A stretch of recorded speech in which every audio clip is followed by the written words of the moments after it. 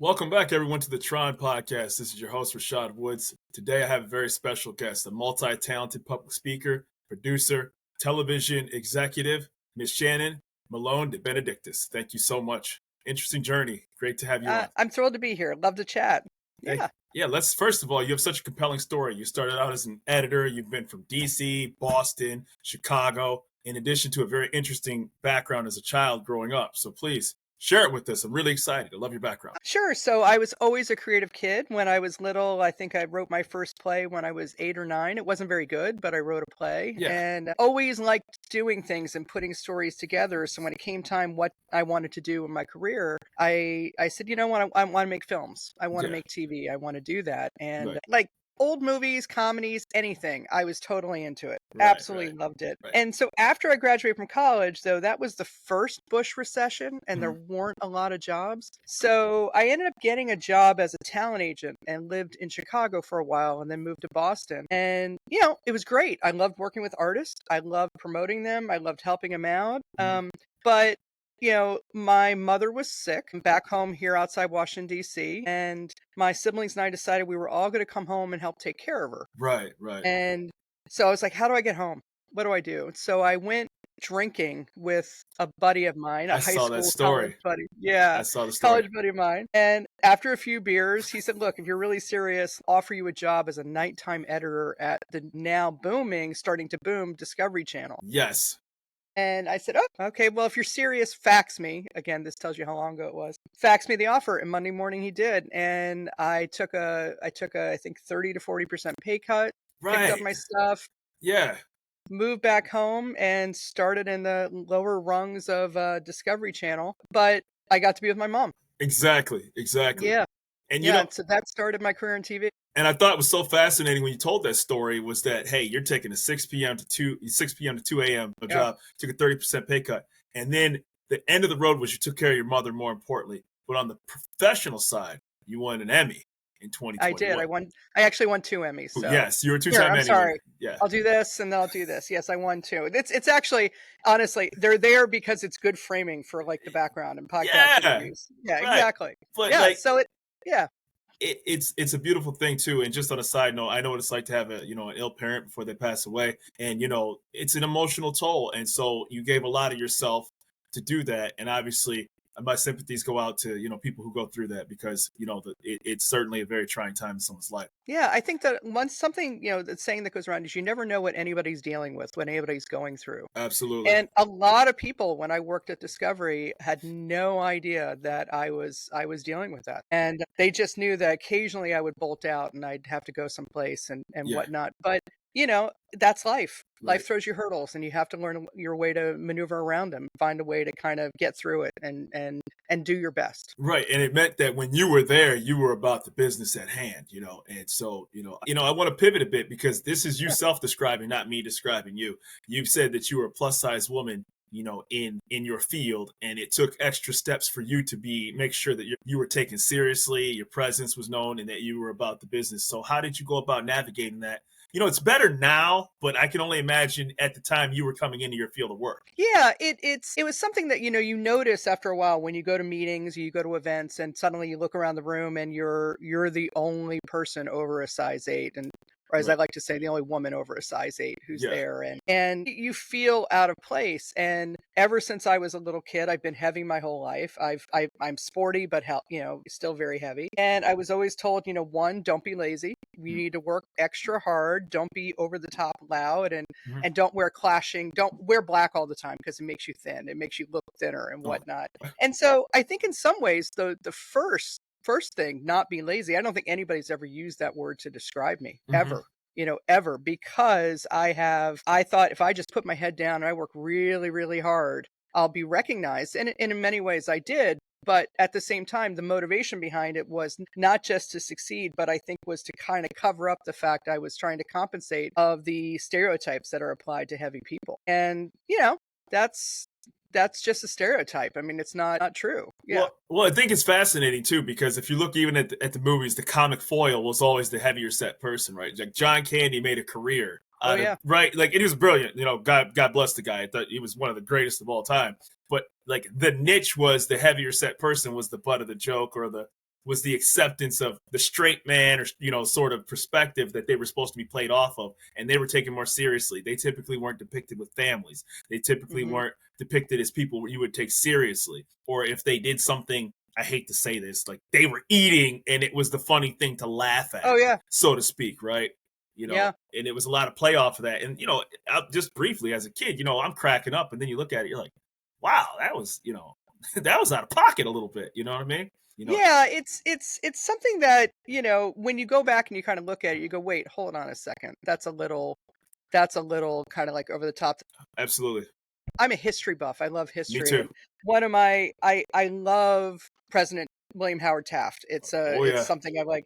Yeah. And I remember a long time ago I was reading an article in Sports Illustrated that was talking about, you know, how he was the fattest president ever. He had a tub, He had the special tub. Yeah. special tub and everything. This was a man who was ambassador to the Philippines, Secretary of State, Right. president, Right. Chief Justice of the Supreme Court, Absolutely. loving husband, loving father, and lived to the age of 74, which was longer than the life expectancy of that time. Correct. And, you know, what it puts out there is, what could you imagine what he could have done if he wasn't fat? Right. He reached the pinnacle of everything that you could. He reached the pinnacle of everything. Right. Right. It's like, what do you want? Right. What do Obviously. you want from him? Right. And obviously, you're interesting. You're alive, and I'm going to get to you. But it's also like Teddy Roosevelt, right? The guy boxed, did judo, right? Like he was an athlete, right? Yeah. And you're just like, hey, like, you know, I'm glad society's come a longer way. And obviously, you know, you do public speaking. Let's talk about briefly with your career, because I love history too. You're obviously way better than I am at this. You did it for a living. But you've also produced some of my favorite programs like Shark Week, Planet Earth. And so please tell me your experiences with it. You know, I started doing animal programming when I was at Discovery, working on the network side and collaborating with amazing production companies. So like Planet Earth was produced by the BBC Natural History Unit, and I worked with them, and then gradually moved into being at a production company and producing my own shows. I've done quite a bit of shark shows, more than I ever planned in my lifetime. Someone had said, you're going to be the shark gal. You're going to know sharks. I would have been like, no, okay, no. But the thing about it is, even when it comes to wildlife, there's always a story to be told. There's a fascinating story to be told. You just pull it from the facts, and you tell their stories in a way that's going to be appealing to the audience. And as someone who's very emotional, I've always been really, really, I love to cry. I cry at the drop of a hat. It's finding those emotional connections that pull you in. So even when it comes to sharks, you know, people do have this kind of, I would say, maybe primeval, Right. whatever, I can't think of it, fear of them, because they are the second badass in the ocean. Number one being the orca, Right. but they're number two, and that's their home. So you kind of understand the fear, but once you get to understand them and know them, it puts a healthy respect in them. You know, look, they're not going to bite you. They don't care. You know, they're just like any other animal. You just have to be, don't be stupid. For sure. So that has been fun. It's been a lot of fun to learn all these incredible facts. I think I'm so privileged that I have a job where I get to learn something new all the time. I think all the time. I think the biggest thing, like for perspective for me when I'm watching programs like that, is like, here I have, like, on my couch, I can pause it to get, like, you know, something to eat, take a bathroom break, grab the kids and the wife. And these are very, very trying elements that these people are doing, you know, these teams are in, you know, and you're just blown away. And the camera's clean, the editing is crisp, the narration is fantastic. And what I like about it is the story tells itself. Right. Yeah. Like, you know, there's no protagonist, antagonist sort of quippy line from a villain or the good guy, bad guy, so to speak. It's just like, this is what the world you don't get to see every single day. And there's something that's just so beautiful. And it's also, it kind of challenges us, is out in the wild, there's no good guy and bad guy. It's just, this is life. This is reality. This is kind of what it is. And this is how these animals have to survive and thrive. Right. And I think it allows us to kind of think back and actually reflect on us, on our humanity, and what we are able to accomplish, what we are able to do. We are conscious and intelligent enough to recognize good and bad. Right. So it's, in many ways, I feel that when you observe nature and you see nature in its kind of pure form, it really reaffirms your humanity. Absolutely. And it's beautiful. And I'm sorry if I cut you off. I was just saying it's a beautiful thing to watch. And then you're eager to watch the next one, right? And it's cyclical, right? You're like, okay, you know, and you kind of feel like you're part of the story too. And it's transgenerational, right? So I can watch it, my kids can watch it, and we don't have those type of animals, in Michigan here, right? We just Yeah. don't, right? So there's something that having that in your own living room is very precious and warming to see. Yeah. Yeah, it's nice. It's also, I remember when I was in college, I had a professor who he grew up on the south side of Chicago, and he expressed to me the first time he ever saw a cow was at the Lincoln Park Zoo. Wow. So I mean, a cow. Wow. I mean, so that You drive past long enough anywhere, you yeah, can I eventually mean, by default. By and default. so these films bring you places that you've always wanted to go, Mhm. and mysteries, and reveal things that have always been fascinating. And you also have your own podcast as well too. We're going to get to a couple legs of the rung of what you've accomplished because to truncate it is a disservice, but we'll try to do this as best as possible. So you're a podcast host as well too, and you're also a public speaker. Yeah, I'm not a podcast host. Let me Podcast. say, I have an interview series that I do that I Got it. contribute to Sorry. occasionally.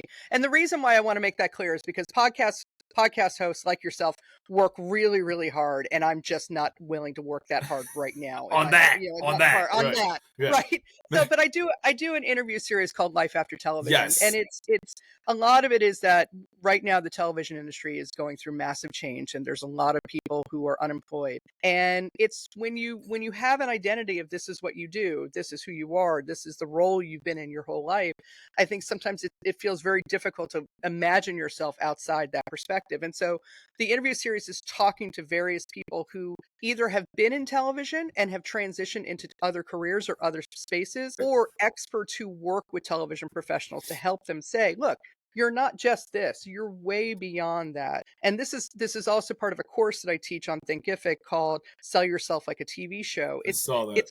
It's a way to learn to identify what you're really good at, what your talents and skills are outside of the role or the title that you have. Right. And when you start seeing that for yourself, it opens up a world of possibilities for you.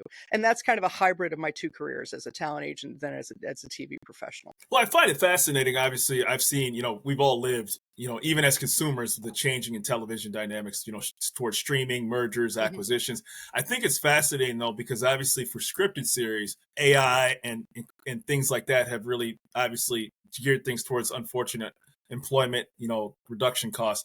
But when it comes to animals and documentaries, that's a little, I'm thinking that's a little bit different, only because you can't really script what they're gonna do, right? And you need people still filming there, right? You still need people in the elements. Like you can't really green screen something like that. If I'm wrong, I'm wrong. No. But I will say that Disney did advertise the Lion King, the most recent Lion King movie, as their first live action Disney film. And you're like, no, lions don't talk. Yeah. They don't do that. And so I remember when that came out, and a few of us were like, wait a minute, hold on a second. That's not it. But you're right. You're right. It's something that I think what you're going to find is you see this with AI is you see many people embracing it are just like, this is so cool. This is amazing. And then you get something that's just really gritty and real, and people gravitate to that as well. I said, I think that the future is in the middle. I think there's going to be AI is going to be used for some, but people want authenticity. People want something that's real, and they're going to embrace it. They're going to. I mean, sure. And here's one thing that I love is that I just finished watching Andor. Need to start it. Incredible series, incredible. And there's no Jedi woo-woo, right, huge special effects in it at all. It's a drama, and so that tells me it's like, look, no, I think we're gonna find a way to make this all work. Absolutely, and that's one of the ones I need to catch. So it's been actually getting a chance to actually embrace and sit down and watch a full series. I actually need to watch season 1 all over again, because when you have these gaps and then you're trying to remember what happened, even the recap doesn't really do justice, because you're like, man, did I watch or do? Oh yeah, it starts to catch up with you. So you also were, with Red Rock Films, you did independent producing. I mean, you just segued from one thing to the next. Yeah. Let's dive into that, please. Yeah, I was at the network, and the network was really I enjoyed it. I went from Discovery Channel to National Geographic, Mhm. and I work with, as a network executive, you help shepherd companies to deliver the product that's gonna work for the audience, and Mhm. when I was there, I got to work some fabulous thing, but I realized I wanted to get out and get my hands dirty. I wanted Yeah. to be in the mix, and so I partnered up with the amazing Brian Armstrong at Red Rock Films, and Mhm. we started the company as, like, 3 and a half people in his basement. And Nice. then after 10 years, we won 4 Emmys and Unbelievable. Unbelievable. the Outstanding Documentary Series Primetime Emmy for Secrets of the Whales, and it was great. It was absolutely great. It was wonderful to be able to tell stories, work with amazing people, come up with just the craziest ideas, and, Mhm. sometimes I sold them. Yeah. There was one idea, my favorite idea that I sold was, I was looking at my dog one day, and I'm Mhm. like, "He was a mutt," and I said, "What are you?" "Wait, that's a show idea," and Yeah, it ended up becoming a pilot called Who's Your Doggy about guessing what breeds mutts are. for And sure. so when you have these ideas, it's great. It's wonderful to be out there and do it. So it was a great time. When I left Red Rock, I still love them. We're still incredibly close. It was I decided I wanted to move beyond just doing producing and do Absolutely. some things just kind of on my own. And that Yeah. got into public speaking and workshop facilitation. Nice. I always loved when I would watch, I think Planet Earth, was it Attenborough who was the voiceover? Yeah. Well, Attenborough no, Attenborough was Planet Earth was Attenborough was the British version, and in the Okay. US version, we worked with Sigourney Weaver on the Okay. first. I did not hear the Sigourney Weaver version. I always heard Mhm. I have tend to whenever I turn it on, I always end up getting the British narration. Oh, yeah. Not They really. show it a lot on BBC America. Right, right. And that's a great network too, but it Mhm, really truly is. mhm. So you also do public speaking as well too, and you I do. also do consulting as well too, and you help companies as well too through your company. So please speak on your company as well. Sure, my company is Padlin Creative, Padlin. The name comes from it's a hybrid of my mother's nickname and her real name. Beautiful. And Patty and Lina. And so I work with small production companies on their ideas, help them kind of approach it. What's the best way to move forward? Should Mhm. they move forward? Should they develop it even further? I also executive produce a few things. I'm working on an indie film based out of Baltimore and a 8-part series based out of Yellowstone. That's awesome. And then I like doing public speaking and I like doing talking to people about not only my experience and the joy of doing it and the joy of the natural world, but Right. also, as motivational of not letting how you feel and not saying I'm sorry all the time, not letting insecurities or like societal pressures kind of hold you back and Unapologetic, recognize like them you to push say. forward. Yeah, to be fully unapologetic. And Right. there's a study that shows that women apologize a lot more for men Mm. because of things that they think they have to apologize for, Right. and in many ways that diminishes your status. And that's from the amazing book called Likeable Badass by Alison Fragale. And it's great. It's just a great thing. So you don't have to apologize for not sending an email back in 20 minutes. You don't Right. have to do all that. And I Right. enjoy kind of mentoring and helping people and hopefully, help them feel a little bit better as they face this cold, cruel world that we're in. Right. So you're helping companies with startups, right? Yeah. And I thought that's really great. So do you find a generational difference when people are starting companies versus, you almost have to tame people's ambition, I'm sure, because they think that, they want to go 100 miles an hour when they haven't even got past the conception phase. Even when I was doing this podcast, for instance, right? I'm like, I want to do all this, all this, all this. And then you actually have to stop and find out what exactly you're looking to accomplish because you cannot eat, the entire dinner plate all at once, right? You have Yeah. to, okay, can I get people on? Can I get people who actually sync with me, in a concise manner? Or do people want to talk to me? Are they going to think Yeah. that I'm an awful interviewer? Right. And so it has to kind of come organically. So what team sizes do you work with? I work with first off, you're an excellent interviewer, so don't worry about that, Thank God. right? You're an excellent interviewer. I work with mostly companies that are like 1 to 3 people, Mhm. and they're in the startup phase. Now, particularly in television or media creation, you have someone who's a creative person. They have ideas, they know how to produce, Right. they know how to put the story together, or they're an excellent DP, or they're excellent this. But what they're not as familiar with is organizational structure, Right. business aspect, Right. legal, production management, making sure all the contracts are signed and keeping charge of budgets. And that's an area that I kind of help say, hey, look, you should look at this. You should make sure of this. Or, one of my favorite things is like they really want to do X, but they only have money to do Y. And I'm like, well, you only have money to do this. Right, You right, can't do this. So what are right. you going to do? Absolutely, absolutely. Make sure you don't overpromise and under deliver. I think another thing, I don't think it's a generational thing. I say that because I'm actually working with someone who's a Gen Zer who's kind of helping me focus my creative energies. I think when you're creative, you have lots of ideas and or entrepreneurial spirit. You have lots of ideas and you want to do it, and it's like popcorn in your Right. brain. It's just boom, boom, boom, boom, boom. Yeah. And I think it's good to have someone who helps you just kind of say, look, step back and go, focus on that, focus on that, focus on that. For sure. And that is, we all need that. We Mhm. all need someone who's kind of doing that, because you don't want that entrepreneurial or creative spirit to be tamped down. You don't want Right. to stuff it into a box, Absolutely. but you also don't want it just going absolutely crazy. And Yes. so a lot of the people that I work with, individuals or small companies, that's what I bring. Right. And there's even times I have a client I work with right now. Things are going very, very well for him. He's doing great. He's making the donuts. He's doing it, right? Beautiful. But now the challenge he has to face is he's getting offers to do more and more. And does he have the bandwidth to actually handle it? Good problem to have. Fantastic It's problem to have. a great problem to have. And in fact, there was a recent project where he's like, I don't know if this is going to be good. And I'm like, this, my advice, that's going to take a lot of work Mhm. and a lot of time. And I don't think you have the bandwidth to handle it. Yeah. So I think that's part of it. It's good to have people who are kind of helping you out and make sure not to rein in your creativity or your energy, but just bring in a little bit of pragmatism. Just be like, hold on Absolutely. a second. Right. Yeah. Instead of doing the 50 city tour, you might need to do a 15 city tour. Right. Exactly. Look Yeah. at the data. Look at where the data is going to bring you.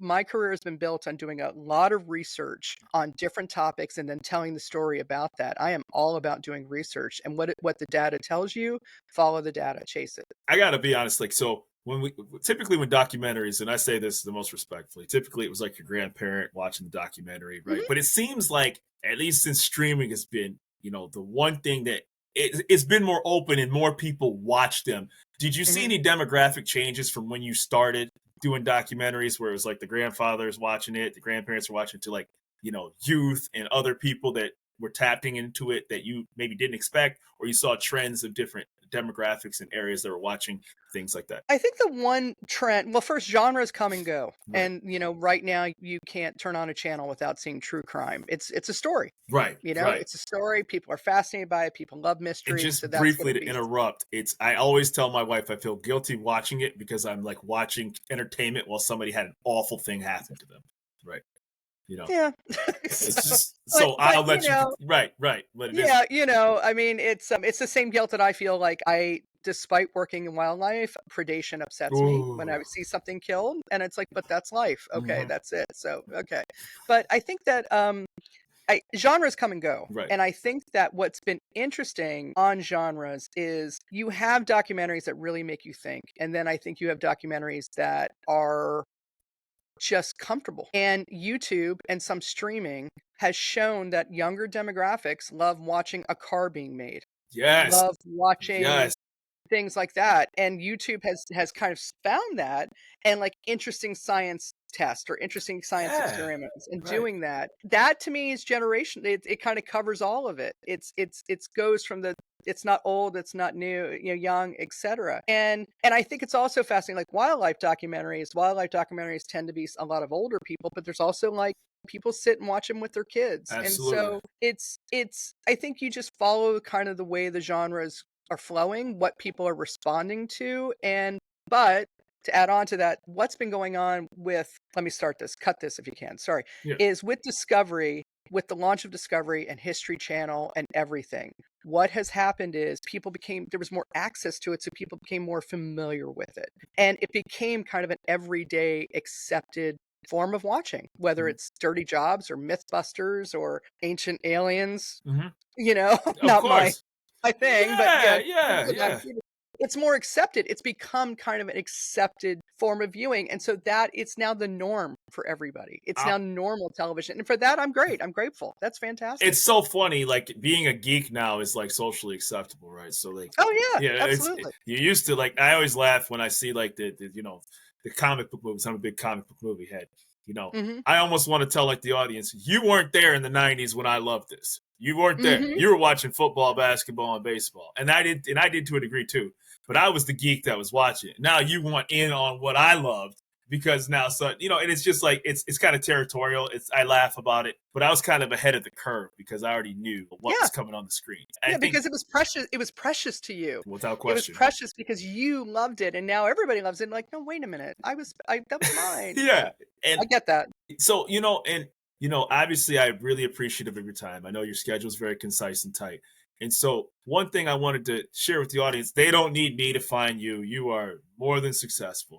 But just for pure openness, where can people find you, what you've done, and the services that you offer? Sure. Go to my website, Padlin, Padlin Creative.com. You can drop me an email. You can book a consultation appointment. There's also a link to the courses I offer on Thinkific. One is, like I mentioned, called How to Sell Yourself Like a TV Show. The other one is from idea to pitch. If you have an idea, if you think it's a good documentary or good television show idea, I kind of walk you through all the analysis you should do before you dive in and start trying to make that pitch deck. Yeah, that's awesome. And and for the record, I'm that geek you talked about. Like I'll watch like the building of the Isthmus Canal, or the channel, how they did the channel locks, in ancient Rome and ancient Greece. Oh, yeah. How they get a water source and then bring it to a city, and then they all did it by hand, ladies and gentlemen.